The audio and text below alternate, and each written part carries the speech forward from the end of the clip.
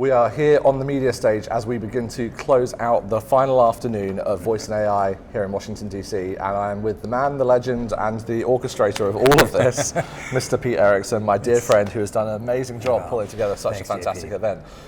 Pete, as you think about the past couple of days, what have been some of your highlights? Oh man, I would just say, just watching the energy of the people connecting, there's a really great buzz. And I think it's because everybody is so hard at work on different products, product pipelines and different strategic initiatives, and they're soaking it all in and they're connecting with one another. A big highlight is just watching that happen and listen to the buzz and the cacophony, and I've just heard a lot of feedback from people just having such a great time, networking. That's great. What's one thing that you've heard that's maybe surprised you that you weren't expecting to see while you were here?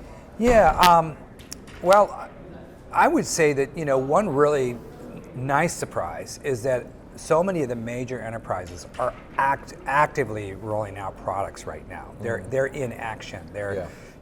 We saw the talks from Walmart or Houston Methodist or other GM major organizations that are really busy. They're getting very busy. So I think that was a really nice surprise that these aren't 2 or 3 year ideas. These are actionable ideas that are happening today. That was a great surprise. It's happening right now. That's right. As we think ahead, as the year continues, we have some other events coming up. Yep. We've got the GovAI Summit happening later this year. Just tell us a little bit about why it's so important that government's also thinking about this. Well, the reason why it was important for us to do a government-specific event is because they're already here. They're here at Voice and AI. I just spoke with somebody from USDA, and several of the agencies are here.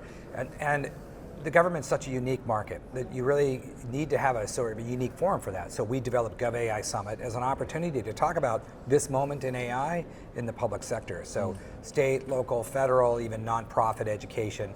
Let's get together. Let's talk about how is government gonna sort of ingest this amount, just the speed of innovation right now. And it's different at government speed. There are a lot of other policy things you have to overcome. So it's a unique market, it's a unique conversation, and we're really excited about it. The other thing that struck me as I've been wandering around the floor and meeting people, the amount of software engineers that are here, the amount of developers that are here, they're really actively thinking about how can they be part of this, even amongst all of the low code and no code discussions going on. You've got this new platform, developers.ai, that's rolling out now as a place for those community members to come together and really network and get to know each other better. Just tell us, why is a platform like that important at this time? Well, I think it's important because we need more platforms like that. And if you've seen the growth of Hugging Face and how that community has just exploded, all around democratizing LLMs and generative AI. Developers.ai is specifically for developers to help democratize generative coding and provide support, how-tos, but also just how to manage a career as being a developer now. How does an enterprise manage a developer workforce now that generative coding's here? There's just so many unique challenges to the developer environment. So we felt like, let's spin out a separate company. We have the domain developers.ai. And we're going to build a community around that, and I'm excited about it. It's another startup for me, so it's another journey, but we're excited about that. We think it's got great promise because of really the community needs it. Yeah. Now, as we look forward to 2024, it feels crazy to even say that number right now, but we're less than a year since ChatGPT came. Who knows what's going to be here by next October? That's right. But we already have dates. We're heading to Arlington next October to bring Voice and AI back. Tell us, what are you excited about for the year ahead? Well, I think the momentum on the building of different products. What I look forward to next year is seeing what got deployed, what the experiments resulted in, where are things taken off. Also, it is fun to watch the LLM wars right now. I mean, it's really, really cool to see what Facebook's announcement with Llama being completely open source. That's highly disruptive. I don't think it's really hit yet how disruptive that might be. So we're going to learn a lot of that stuff in 13 months, by October 2024. So we're excited for the event. I'm excited just to see the inertia of the market continue to grow. And really, this is the first event since the pandemic where I really feel that momentum and that growth. And so I'm excited to see what happens. Back to generative coding, in the spring we're going to launch an event called Code Forward, which is a generative coding conference. And it was great to see GitHub here, and Tab9, and Codium, and all these generative coding platforms are actively engaged in this market now, because people are building and they're using these tools to build. So we're excited about 2024 just because I think 2024 is going to be the big build year. Yeah, that's right. The sponsors that are here this week have shown us some amazing things. We've had our diamond sponsors like Veritone, we've had the team from Core, so many amazing platform partners. As you think about those that are coming into this space and how that community has changed over the past, really, the 6 years that we've been doing this event now, it's changed a lot. reflect on what that change has meant to you as an event organizer and the type of community that's coming together now.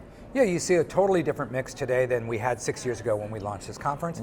But what feels good is the people that are at the top of this conference are long-term, sustainable companies that have really solid business models, and there's more of them that want to join, and they see the inertia here. So as an organizer, these events do not work unless you have really strong partners. That's right. And we've gone through the hype cycle, and we had good partners along the way, but they were kind of short-lived because they're riding the hype cycle. Right. This is a different cycle. These are build cycles, these are long-term cycles.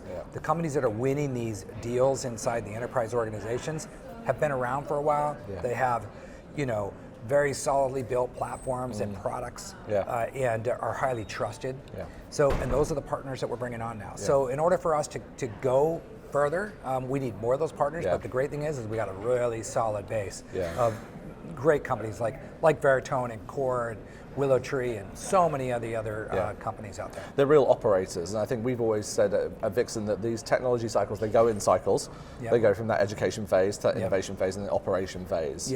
And they're really operating at scale now, as are you, which is amazing. So Pete, you're an operator, and we thank you for putting this together. Well, man, JP, you've been a part of it since it began, and when you were at Lego, and one of our very first keynote speakers when you were there, and that was a big win for us at the time. And now as an entrepreneur, to have you as a partner and helping to move this industry forward, and coming over from London, and always. So just love having you. Love being a part of this community. Yeah, it's awesome. Well, Pete, thanks so much for doing what you do, pulling us together. Thank you for watching all of these interviews, and we hope to see you next October in Arlington. That's right. Voice and AI coming October back. 28th through 30th. And all of the events in between. I'm James Poulter, your host here on the Media Stage. We'll see you very soon.